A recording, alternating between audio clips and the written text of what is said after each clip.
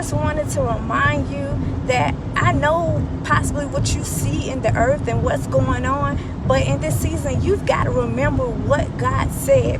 When you think about doubting Thomas and how God had made him a promise that even in this, I shall rise again. And because Thomas didn't believe it, he allowed him to touch his hand. But so what I want to let you know is, has not God's hand been upon your life every time that you thought that you weren't going to make it?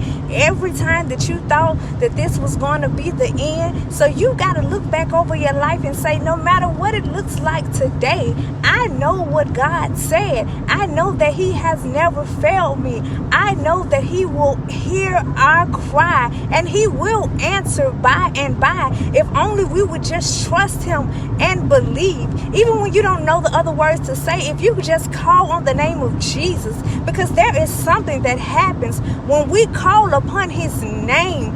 Demons tremble, yokes are broken, the plots of the enemy are destroyed. And I want to let you know that God is with you, and what you see is not going to be the end result.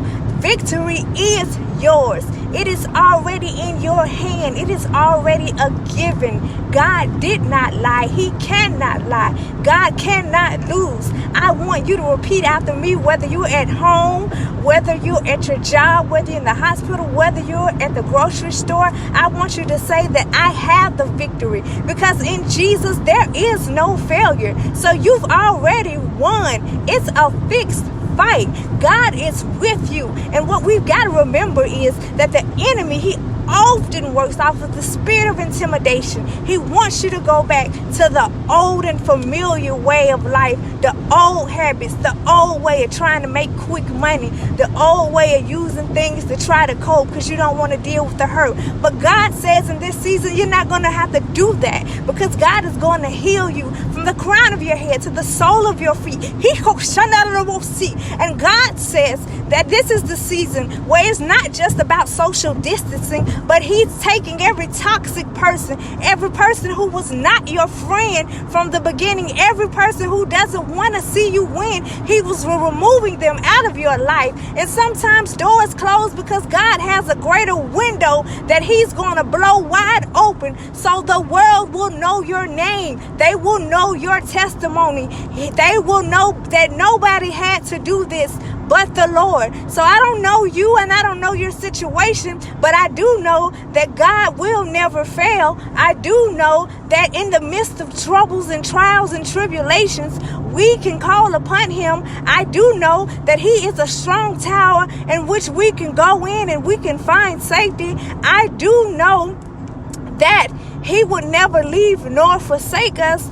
I do know that he can heal your body, and what the doctor saw won't be there the next time you go back to the doctor. I do know that he can heal broken hearts. I do know that he can break addictions. So if he can do all of that and he has no prospective person, you've got to believe with all your heart that God is with you. He'd never leave you, and that God is still in this. God is still at work in your life. It doesn't matter what bad thing happened in 2020. The good news is God still kept us. You may have gotten sick, but you're still here. You may have lost of loved ones, but God is going to mend your heart. God is going to fix it. God is going to give you peace. God is going to restore your joy. God is going to restore your hope. Some of you have lost hope in your visions and your dreams because things didn't take off the way that you wanted them to, but you got to trust God's plan. It's all in his plan. Jeremiah 29:11, it reminds us that God has a plan for us. So we've got to trust his timing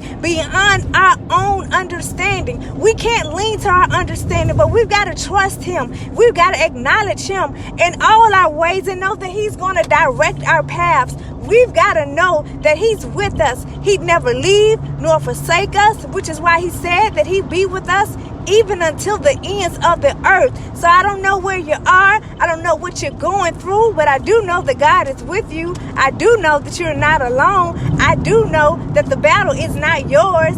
It belongs to the Lord, and you shall come out on top. You shall come out with the victory. You shall come out with the testimony. For those who have been tried in the fire shall come forth as pure as gold. So I want you to walk this this day out in faith. Walk it out by faith.